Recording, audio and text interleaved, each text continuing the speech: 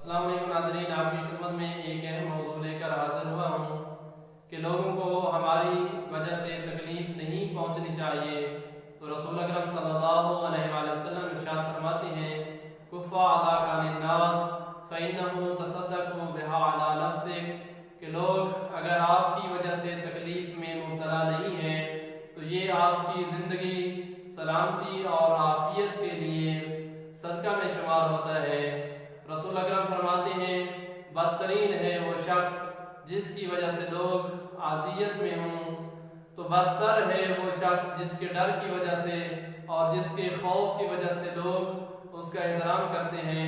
तो हज़रत अमीरुल मोमिनीन अली इब्न अबी तालिब अलैहिस्सलाम ने इरशाद फरमाया, मोमिन वही है जिसके हाथ और ज़बान से दूसरे मुसलमान अज़ियत में ना हों। हमें भी चाहिए कि हम लोगों को तकालीफ ना पहुँचाएँ। खुदावंद करीम से दुआ है कि खुदावंद करीम हमें सीरत मासूमीन अलैहिस्सलाम पर अमल करने की तौफीक अता फरमाए।